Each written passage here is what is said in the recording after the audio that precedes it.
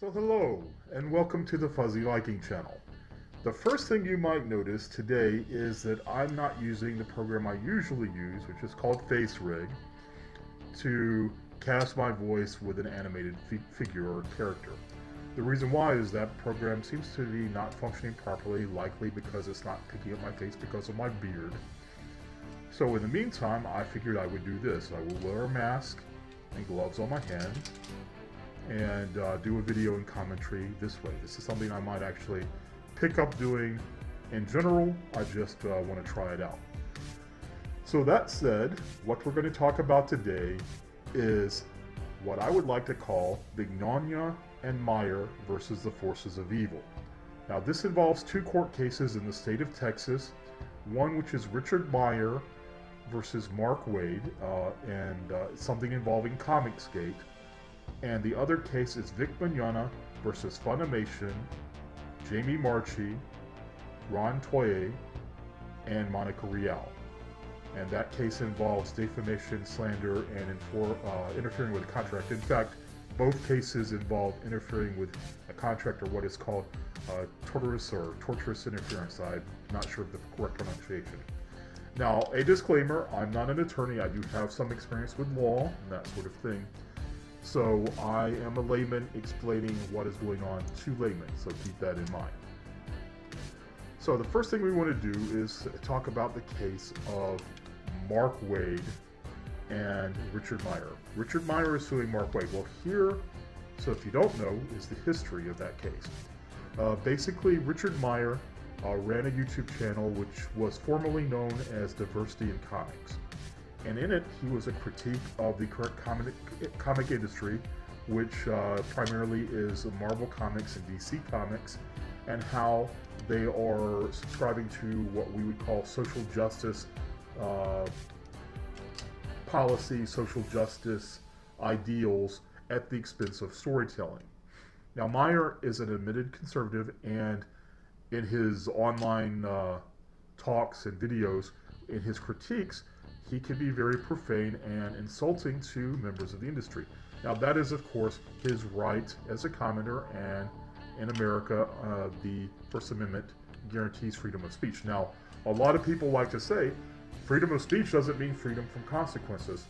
In legality, no, it doesn't. Basically, as long as the government doesn't persecute you for speech, or at least certain speech, then you have free speech.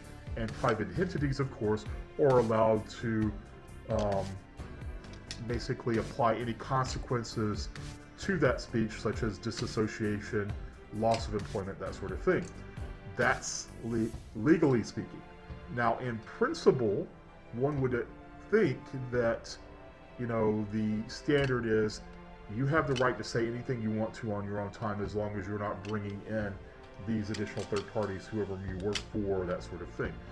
So while, I hear this term a lot, freedom of speech is not freedom from consequences, it's really not in keeping with the ideal that of free speech, which is basically, hey, I can work with you, I can employ you, I can buy your product, even though I don't agree with your politics or your opinions, and that's fine. We've forgotten that. There's a lot of polarization going on in America, and people have forgotten that basic principle that you don't have to like what a person says, but you can still associate with them and view them as a human being. Well, in this case, with Meyer, he had a YouTube channel critiquing and criticizing, heavily so, the comic book industry. Well, Mark Waid is a Marvel executive, and he's a writer with Marvel, and very good writer from what I understand. But he took that personally. And from what I saw in the history of the case and that sort of thing, Mark Waid did some organization and, basically crowd sourcing, if you will, on social media to generate opposition to Meyer, both at his YouTube channel and that sort of thing. Well, one of the principal critiques about Meyer from the comic book professionals at the time was, you're sitting here and talking about how we're writing comics, but you don't do any of your own. So as you can see here, Richard Meyer basically took that challenge and said, I'm going to fund a comic through Indiegogo and Kickstarter for my own project and show you that I can write a good comic book that doesn't have to be diverse just for the sake of diversity, but can tell a story and do those things as well. And so he did. Well, from what I understand, and again, I'm not, familiar with all the details, one of the things that Waid did, and people like him, those who consider themselves woke or social justice warriors online, went after that project. First, they reported his politics to Kickstarter, and had his project terminated on Kickstarter. Well, obviously there's still an Indiegogo campaign for this project, which was called Jawbreakers. And in the course of doing that project, Meyer looked at the possibility of publishing it so it's available in stores. So he reached out to a publisher called Antarctic Press, who agreed and formed a contract with him to publish the comic and distribute it to comic book stores. So here lies the rest of the tale.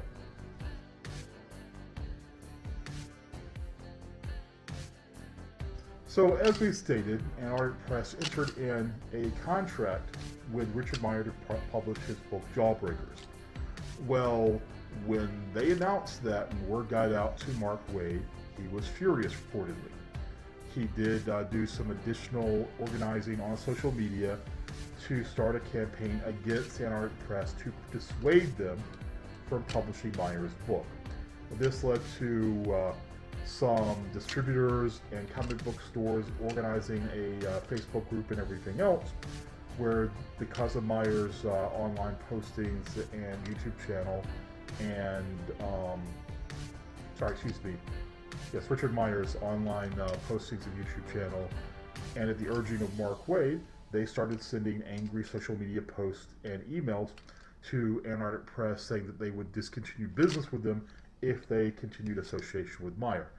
Now, what's ironic about that is most of the people that did make these complaints probably never did any business with Antarctic Press in the first place, never purchased their products, never distributed their goods, and were basically threatening a boycott with, no backing to it, because you can't boycott something you've never engaged in purchasing in the first place. So the culmination of this, of course, was during this social media campaign. Mark Waid himself, an executive at Marvel, who is also a writer there and everything else, a very influential figure in the American comic books industry, reached out via phone call to Antarctic Press asking to speak to the owner of the company. And in communication with the owner of the company, Mark Waid expressed how he was trying to explain to them what they were getting into in business with Meyer, and how that there were people poised to destroy their company if they continued association with Meyer. Now, that obviously under Texas law constitutes interference with a contract or tortious interference, which is mostly the crux of this case. Now, obviously, part of this lawsuit includes defamation and slander, that sort of thing, and that's, by this deposition that I have seen, easily provable. I mean, not only did Mark Waid organize social media against Meyer, and contact Antarctic Press to interfere with his contract, but at a convention in Texas, he answered questions about Comicsgate and Meyer, and specifically referring to him as a white supremacist, and that how he was instrumental in having Antarctic Press discontinue, publishing his book. Ironically, as you can see from the link that I put here and some of the news articles and everything else, Meyer, Antarctic Press did discontinue business with Meyer. They did terminate the contract, but Meyer went ahead with his Indiegogo funding and earned in excess of $500,000, which is, for a comic book, more than any comic book that Marvel puts out on a monthly basis earns for sales. So he was successful despite them. That said, he did sue in court against Mark Waid for interfering with a contract with Antarctic Press and for slander and defamation in social media and in person in Texas. And in Texas law, that's a suable offense. And from looking at the dispositions of the case and the testimony so far that we've seen, it looks like, in common parlance, Mark Waid is pretty effed. So if you want more on that, I'm going to provide links in the video. It's been discussed by several YouTubers, Ricada Law, which he does a very good breakdown of it and everything else. Now, he does that on live streams, and those live streams do last for hours, so there are 2 links for the videos there. I do suggest if you have the time to look at them, but I'm also going to include some links from, Just Some Guy. He does some succinct breakdowns of that as well, and it's very interesting. What I do find interesting about this case is, personally, I have actually worked with Antarctic Press, and I'm not going to tell you what venue or that sort of thing. So I kind of know about their internal company workings, and in the videos that Ricada Law posted where he talked about the dispositions and everything in the case, some of the things there were internal company emails and memos, where, back and forth between individuals in the company, and I do know these individuals and everything else. And I could see what was going on there, and based on what I know of them and the principle of their company, they were indeed pressured to discontinue work, because Antarctic Press was founded to be, as Ben Dunn, the founder of Antarctic Press, put in his email, as a company for everyone, for basically where they put art over, they could separate art from the artist. So they could say, I might disagree with your political views or what you think of this issue of current social political questions, but I can appreciate what you do, your talent, and therefore I'm going to publish you and give you a venue in which to have a livelihood.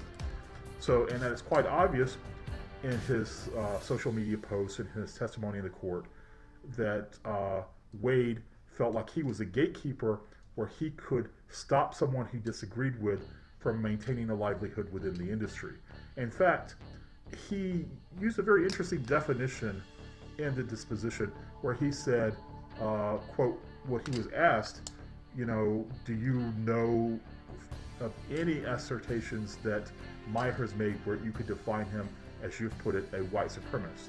And Waid stated that that was an overly broad term as defined today, and based on those terms of white supremacists, that's how how they defined it, and that's how he would define Richard Meyer as a white supremacist, based on how he and those in his social political mindset define the term white supremacist. And that again is a big symptom of what we call the tribalization of American politics. There is less tolerance with dealing with differences in political opinion or social opinion or whatever, and there is more activism, if you will, which violates law. And these things come with real life consequences, which are the things that people like Mark Waid are going to find out. Which is why I'm looking at this case here is something that's very crucial and what could actually potentially be precedent setting and groundbreaking for how social media is applied in geek culture. So the next thing we're going to talk about, of course, is the Mignogna case. So stand by here.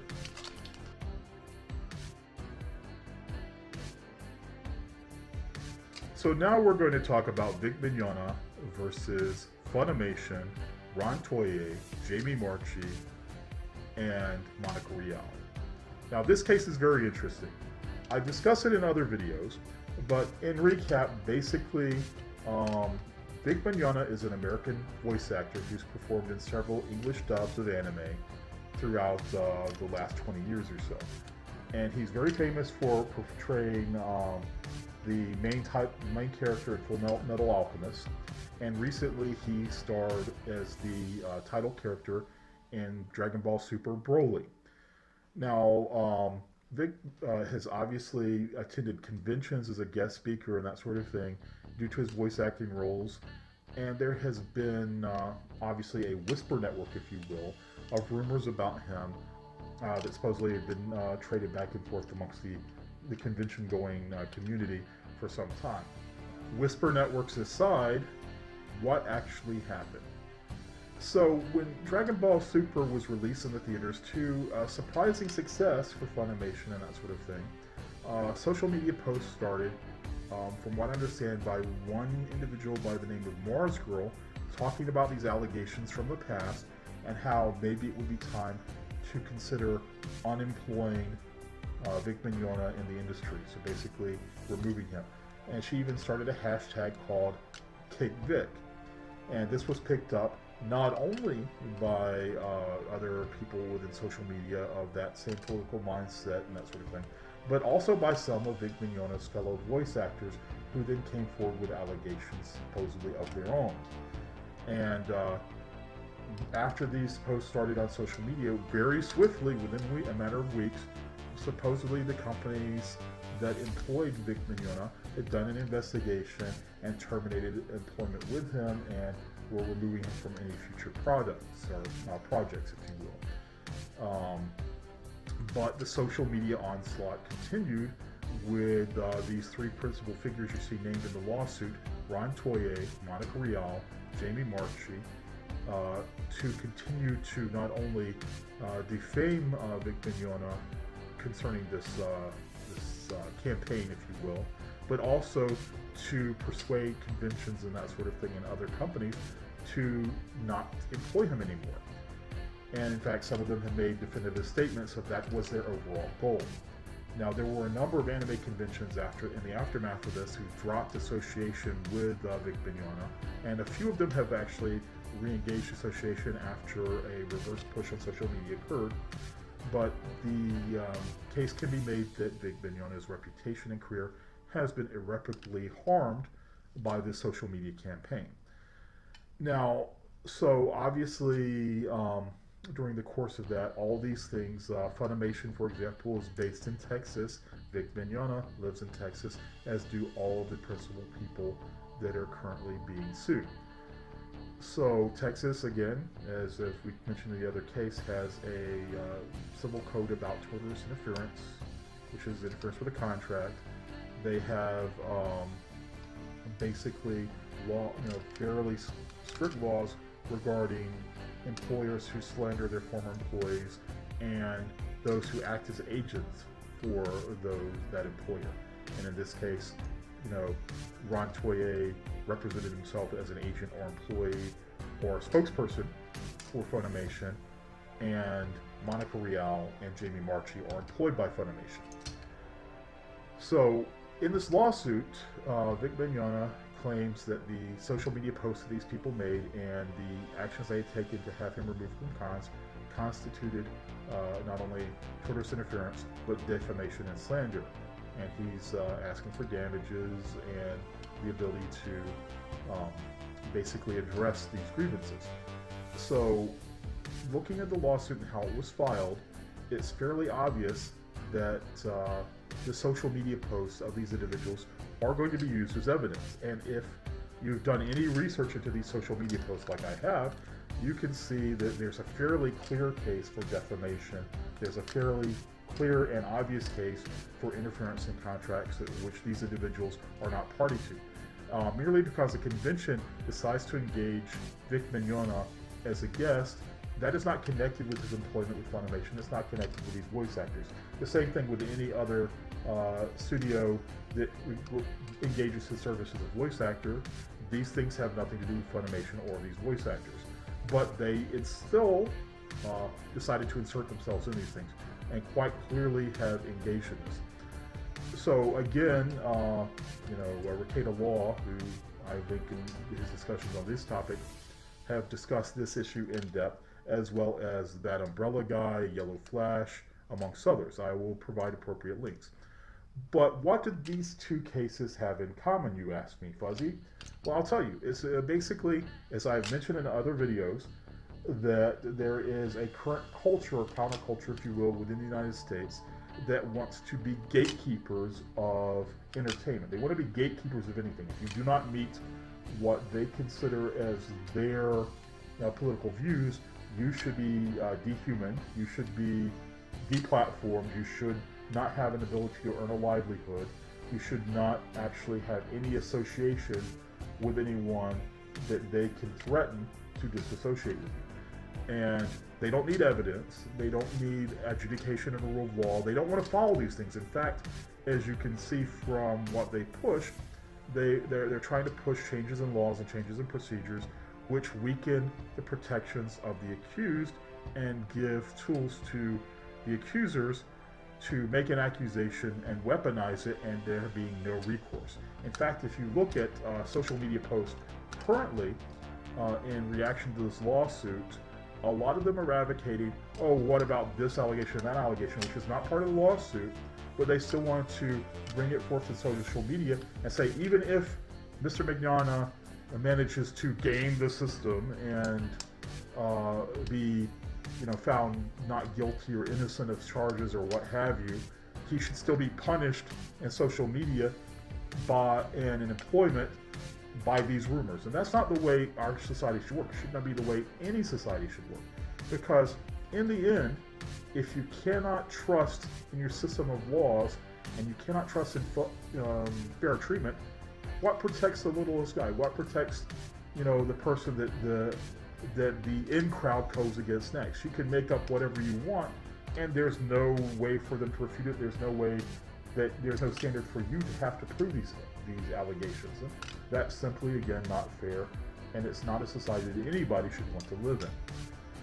So, obviously, as before, I would, these are my opinions. I'm not trying to ascribe to any political view, but they are my opinions. So I'm not going to try to be balanced in one side or the other. I'm going to give you what I think. Obviously, I would invite you to discuss these issues down in the threads below. I will respond to what I can, and again, I will not engage in shouting matches. I won't engage in insults. I will engage in reasoned discourse. I provide links below to some of the issues here that we're talking about, such as Vic Mignogna, and of course Mark Waid versus Richard Meyer versus Mark Waid. I would like to thank you for listening in. I will try to do more videos. Hopefully I'm going to do another movie review soon. My little friend Maud the Mad Hobbit is a little sick, so she can't do her voice right now. And we're going to try to get the program to work so that we can both do voices for our next movie review, which we're planning to do Captain Marvel. And hopefully we will see Avengers Endgame this weekend, and when we do, we will do a movie review on it, probably about a week or so after, because we don't want to do spoilers. But that said, thank you for watching it. Please click on the subscribe if you like what we're saying. Hit the notification bell for notifications so you can see when our videos come up. And if you'd like, please support our Patreon page. We do want to produce these videos more often, and the more that we can justify doing this in terms of time and money, the better they're going to be. So thank you again, and take care of yourselves, and stay fuzzy.